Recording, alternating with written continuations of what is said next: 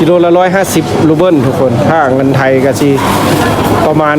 40 บาทกิโลนึงทุกคน40-50 บาทอยากกินตอนนั้นยืนยัน5ข้อโอ้เมาแท้ได้หั่นเมาตอนนั้นไฟครับเอาเทียนไปใส่เค้กซื้อเค้กไปให้เนาะโอ้เอาไปให้อาจารย์งวตัวนึงหมดทั้งตัว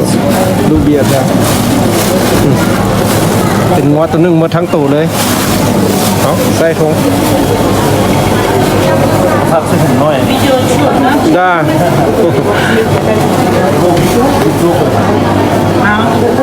นี่ก็มุมสูงตลาดทุกคนที่ขึ้นมาถ่ายมุมสูง大时间我是接近是你说看了说完个那了吗呢然后ครับเอาสบายดีพี่น้องวัดสุขุสุคนเด้อสองวันนาภูเขาควายมื้อนี้ก็เป็นวันอาทิตย์ทุกคนสิพาทุกคนไปเลาะเบิ่งตลาดทุกคนตลาดสดยูรัสเซียมื้อนี้จะมีงบอยู่ 4,000 รูเบิลทุกคนงบที่ไปซื้อเนาะมื้อนี้มันเบิ่งเฮาสิได้มีหยังแด่ในสินค้ารัสเซียอันนี้ก็มี2คนเนาะก็มาลาวไม่เอาสบายดีดูด้วยหันหม้อข่าวนะก็มาลาวไม่ได้เนี่ยมื้อนี้นะไปใส่ตลาดเนาะมื้อนี้เนาะตลาดครับหักก็มาอันนี้เพิ่นหักก็มาแต่ลาวหักก็มาไม่ทุกคนไปตลาดไปซื้อแนวกินอยู่ใส่เจ้าแข่งไหนอยู่ลาวฮะนครหลวงอยู่กระตูนครหลวงเลยโอ้เพิ่นอยู่ไซธานีเนาะเพิ่นอยู่เมืองไซธานีเด้อพี่น้องเดี๋ยวฝากพวกเขาเด้อทุกคนเลยฝากพี่น้องเป็นกำลังใจให้เราได้เบิ่งมื้อนี้เอาตลาดสดในรัสเซียทุกคนสิมีหยังบ่มื้อนี้แต่ละเทื่อไปก็แม่นได้เต็มเนาะทุกคนเนาะซีนป่าได้หลายแนวเนาะทุกคนเนาะเบิ่งอยู่บ้านเพิ่นสิราคาเท่าไหร่ก็สิต่างกันกับบ้านเฮาซ้ำใดเอาคือเก่าเนาะทุกคนเนาะเพราะว่าเฮาจะได้ทุกอาทิตย์เขาจะได้ออกตลาดทุกคนเพราะว่าเขาจะไปซื้ออาหารการกินมาปาไว้พอดีเพราะว่าบ้านเพิ่นมันจะเปิดตลาดบ่ได้เปิดทุกมื้อได้ทุกคนเอาเป็นไหนๆติดตามไปนำกันเด้อทุกคนเขาก็สิไล่เป็นเงินเนาะทุกคนแล้วเขาสิไล่ให้เบิ่งเนาะนี่เบิ่งอัตราแลกเปลี่ยน 4,000 รูเบิลจะถึกเงินไทยอยู่โอ้ดิ 1,500 1,500ครับอัน98 บาททุกคนลองเบิ่งเขาสิได้อย่างเขาซื้ออย่างแล้วเขาสิสรุปเป็นเงินไทยให้เบิ่งเนาะทุกคนว่าสินค้าบ้านเพิ่นเท่าไหร่ลองเบิ่งเนาะเอาติดตามไปนำกันเด้อทุกคนเด้อมานำกัน3นุ่มอันนั้นก็เขาก็มาลาวใหม่ๆเนาะทุกคนเนาะเพิ่นก็อย่างวันนั้นวัวซินก็อากาศถ่ายคลิปกันอยู่ได้เห็นถ่ายรูปให้กันเอาตามไปนำกันสิเอาไปลุยตลาดลองเบิ่งมาใหม่ๆสิ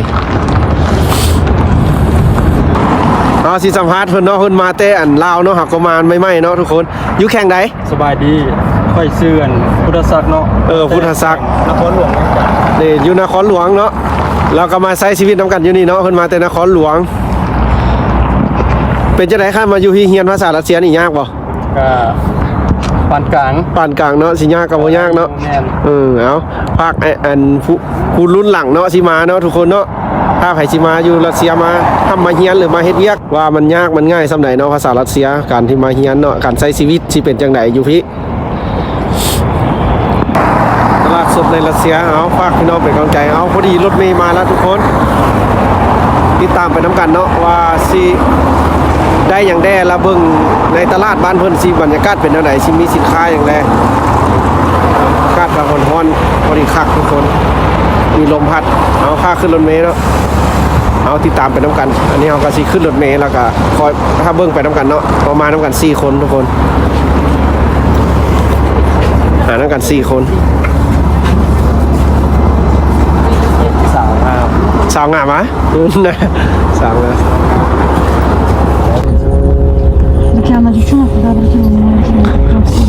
เรากำลังเดินทางเนาะตอนนี้นะเป็นจังไดเนาะวาดินผักเนาะบ้ามันน่ากำลังดีเอาเบิ่งสิไปเป้ซีนนำกันเนาะทุกคนเบิ่งสิได้ซีนได้อย่างสะดวกสบายถ้าจับก็ได้เงินใบสะดวกสบายเนาะอยู่พี่เนาะละเอียดเอาพวกกันลงรถเนาะทุกคนเนาะพอดแล้วทุกคนอ๋อ ากาศบ้านเพิ่น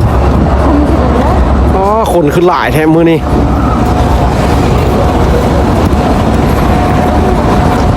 อ๋อมาแต่ลาวได้ตื่นตาตื่นใจไหมกับผู้สาวตีนี่นะสาวรัสเซียเด้องามบ่เป็นจังได๋ ข้างหลายเจ้าก็งาม สาวก็งามบรรยากาศก็ได้เนาะสาวก็งามบรรยากาศก็ได้เอาเป็นอะไรติดตามไปต่อเด้อทุกคนเป็นจังได๋วะลิน โอ้คักล่ะ คักหลายเนาะ งาม เอาย่างจักหน่อยแล้วจะค่อยไปตลาด อย่างล้อกันเนาะซีนี่ ย่าง KFC เปิดเหรอไว้เปิดแล้วแสดงว่าบ้านเมืองปกติแล้วเด้ KFC อยู่อันรัสเซียเปิดแล้วเด้อทุกคนนี่ตะกี้มันปิดเนาะทุกคนเมื่อก่อนหันปิดช่วงนี้เปิดแล้วทุกคนเปิดให้บริการแล้ว KFC อ๋อบรรยากาศเนาะทุกคนย่างตลาด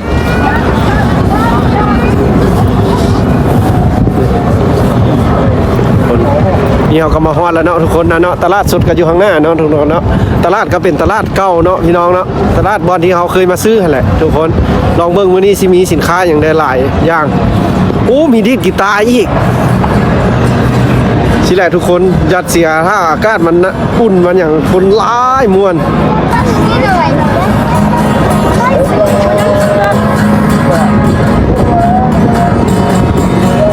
คักๆเอา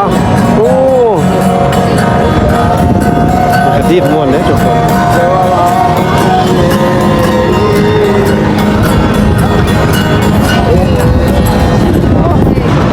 อยากกินตัวนั้นยืนยันหาก็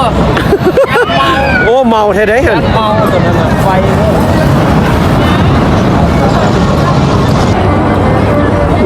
ตอนนี้ก็มีผู้สาวให้คนน้อยได้ทุกคนมีความสามารถได้เอาให้ละ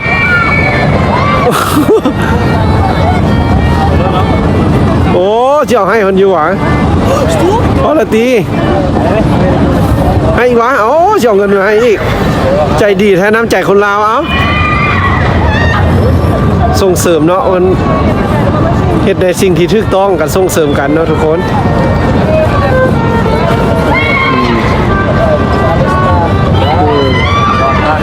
ว่ามีความสามารถเขาก็โซ่ความสามารถโซ่เด้บ้านเพิ่นก็ให้เด้โอ้หลายคนมาให้เห็นบ่เห็นเฮาให้เพิ่นก็ให้คือกันเด้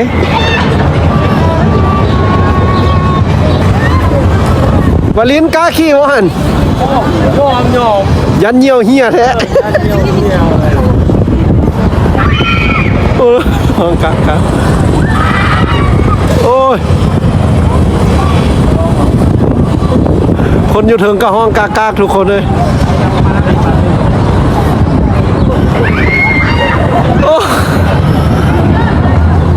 โอ้เสียวแนวนี้นะ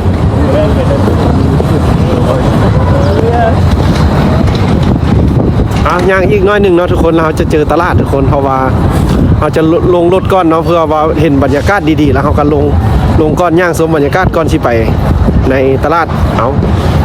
ฝากพี่น้องเป็นกำลังใจให้เด้อติดตามต่อไปว่าเขาสิได้มีอย่างเครื่องสินค้าเนาะอยู่บ้านเพิ่นเขาสิตีเป็นจ่ายเป็นเงินรัสเซียแล้วก็สิตีเป็นเงินไทยให้พี่น้องได้เบิ่งว่ามันเมื่อเท่าไหร่ถือเท่าไหร่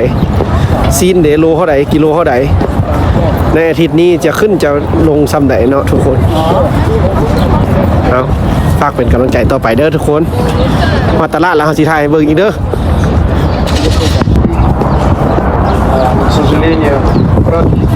พอละทุกคนฮอดตลาดแล้วได้เอาภาพเบิ่งสิเข้าไปในตลาดสดก็จะมีตัวเดียวนี้เนาะทุกคนอยู่ในเมืองเนาะทุกคนตลาดสดเฉพาะขายแบบเป็นเนื้อสัตว์แบบเป็นงัวชิ้นหมูชิ้นแกะจะมีอยู่บ่อนเดียวนี้เนาะทุกคนหมดเมืองนี้จะมีอยู่บ่อนเดียวนี้ใช่เอาเพิ่มเลยนะДа, Таиланд. Там же, да? Сага.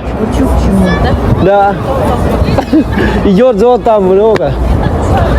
มันก็เป็นคนเนาะคนถามเขาว่ามาเตะไทยบ่คนน่ะเนี่ยพี่เวียดนะจ้า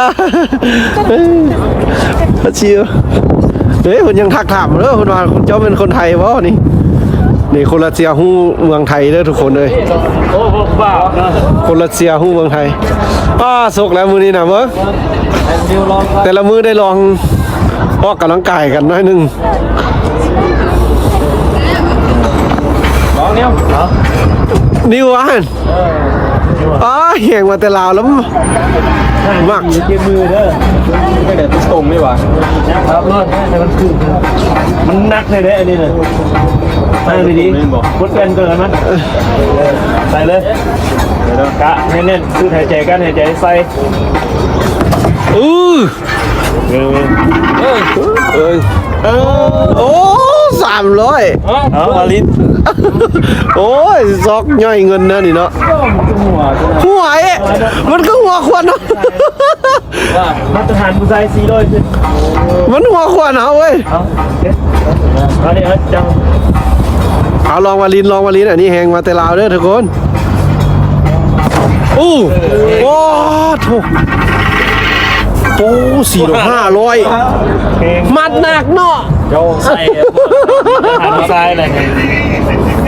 โอ้หัวอยู่เลยยังหัวควรอยู่ หัวเสื้อเนาะ500กว่า ไปเข้าไปตลาดต่อโอ้ เป็น200 เนี่ยหัวควรอยู่ ใช่เลยเสื้อกันนี่เต็มว่า โอ้เนาะเมื่อกี้นี่เนาะเพิ่นเนาะคือว่าเพิ่นฮู้เมืองไทยได้เมื่อกี้นี่น่ะ ไปค่าอยู่หั่นมาเท่านึงเขาว่าค่อยเป็นคนเวียดว่าซั่น ผมเป็นคนเวียดเขาเป็นคนลาวเว้าภาษาใครคือไทย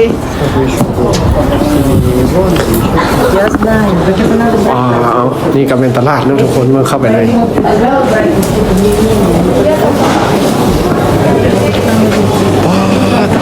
ดคนหลายเนาะมื้อนี้เนาะ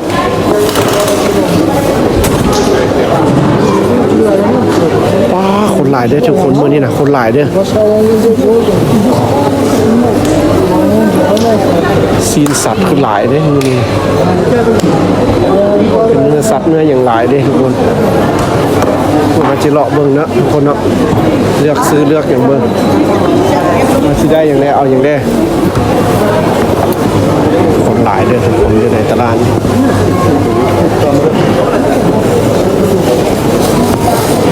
ว่าสินค้าหลายแห่งเลย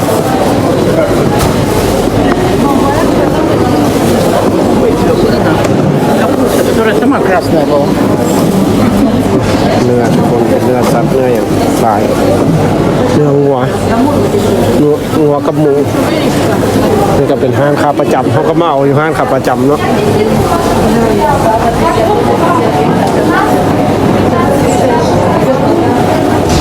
มันก็จะได้อย่างเดียวเนื้อหมูกิโล Такое 50 пойдет? Это 50.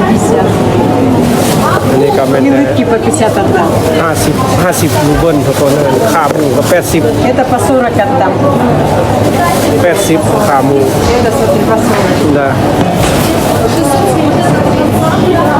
เอาอย่างนี้ Это будет у нас 380. Вот по 350. Кило. И шкуры. Так, ตัวนี้เป็นดูข้าง это 380, это 350. เอาตัวนี้เนาะตัวนี้มันกิโลละ Это 350. 400รูเบิลทุกคนเบิ่งสิทึกเงินไทยเขาได้400รูเบิลกิโลหนึง400รูเบิล Все, больше ничего. อันละสิสรุปให้เบิ่งเนาะทุกคนว่ามันสิทึกเงินไทยเท่าใดชิ้นหมดนี้3กิโลปลายทุกคนทึก3กิโลปลาย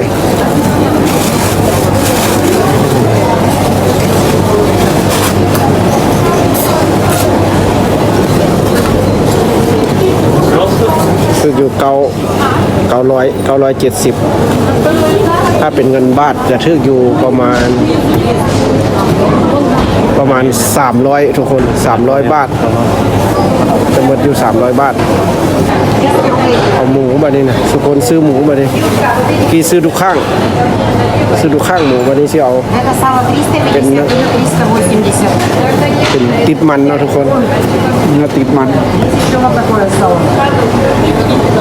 Какое больше? เป็นแบบอันนี้ก็หมูกรอบนะหมูกรอบเห็ดเฟอร์คัก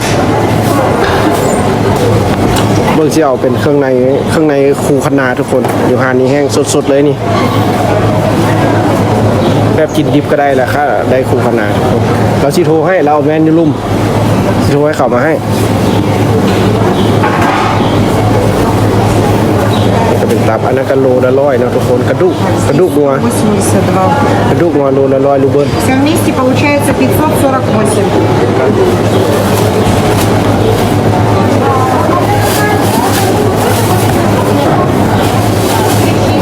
Оленька, ты можешь один купить ตลาดคือคืนข้ามมาเนี่ยคนหลายซีนกับจ้างงามๆทุกคนซีนงัวจะถึกโล1,600รูเบิลถือว่ากระแพงได้ถ้าเป็นซีนแบบเป็นกระดูกน้ำมันข้อเนี่ยพระเจ้าจะเน้นกินอันนี้นะ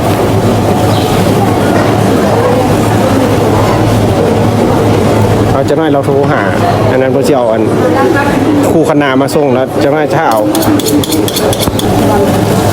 คู่คณานะทุกคนได้คู่คณา5 โลป่ายพอดีซ้ำเป็นงัวตัวนึงเลยหมดทั้งตู้เลย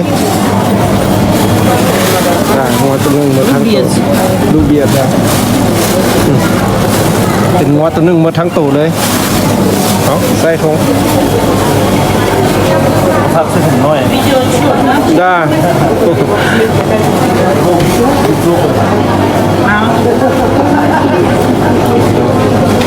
กิโลละ150 รูเบิลทุกคนถ้าเงินไทยก็สิประมาณ40 บาทกิโลนึงคน40 50 บาทเอานักที่เปลี่ยนกันดิไปเอาย่างต่อเต็มถุงแล้วทุกคนได้คูคันนาได้บาย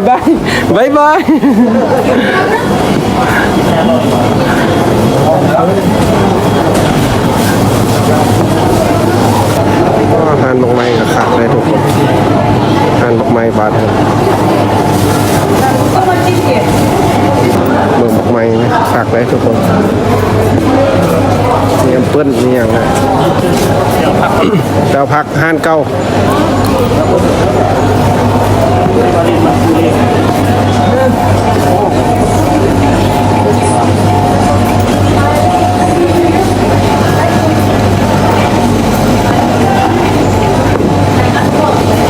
拿时间，不是接近是？你说，卡了说完个，那了嘛呢？然后卡了说，Хорошо. Ладно. Ладно. Сойди, привет, гей. Ладно. Привет, Гу. Mana? Привет. Кто это? Это кто? Лау. Азер. Снимаем тебе. เอาเขามาซื้อห้านผักคือเก่าเนาะห้านเพิ่นเนาะเพิ่นก็จับกองถ่ายสวยเอามีอันเดียวนะวะผักอันอื่นเลยบอกว่ากระลำเนี่ยทุกว่าหัวคักๆผักงามเลยทุกคนผักงามเลย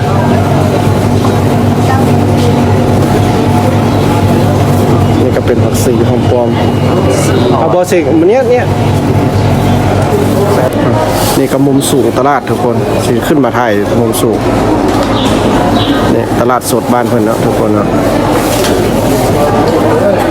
เป็นสิเนาะ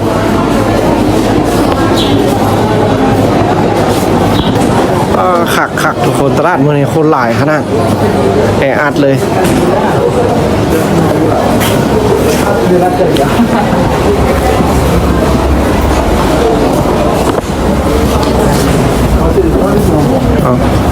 ยังจ่ายเงินยังบ่เบิดเนาะทุกคนครับก็เบิดแต่ 3,000 ทุกคน 3,000 ปลาย 3,000 ปลายรูเบิลยังเงินอีกอยู่ไปเลาะซื้ออีกก่อน แกมือวะแกมือวะ โอ้ยเสียไปย่อยเงินนะ ตอนนี้ได้อยู่ 3-4 อย่างทุกคนได้พักแล้วก็ได้คูคณา5 กิโลป่ายทุกคนก็6 กิโลแล้วก็ได้ซีนหมูกับลูกข้างหมู แล้วก็เป็นเนื้อติดมันได้ทุกคนแล้วก็ได้เนื้อติดมัน 3-4 อย่างเอาเดี๋ยวเฮาเมื่อเฮือนแล้วสิสรุปให้เบิ่งว่ามันได้หมดเงินเท่าไหร่เอาตอนนี้ก็มาฮอดคิวรถเมล์ทุกคนสิขึ้นรถเมล์ไปซื้อไก่ทุกคนสิไปเอาไก่อีกทุกคนเฮายังได้เครื่องบ่ครบเนาะยังสิไปซื้ออีกซื้อให้หมดเงินนะทุกคนเงินบ่หมดบ่กลับมื้อนี้นะรถมาละรถเมล์มาละคนคือสิหลายแท้มีบอลว่างอยู่วะฮามฮะอ๋อเต็มตึงเลยเข้าบ่ได้แล้วรถเมล์เต็มเต็มทุกคนถ้าคันต่อไปทุกคนรถเมล์เต็มแล้ว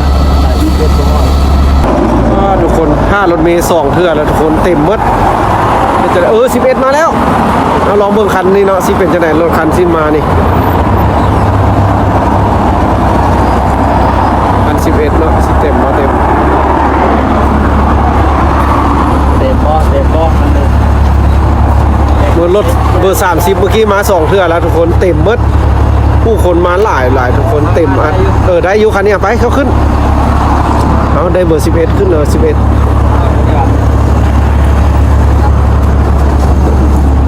เบอร์11ตอนนี้เขาก็อยู่ในรถนะทุกคนเนาะขึ้นในรถ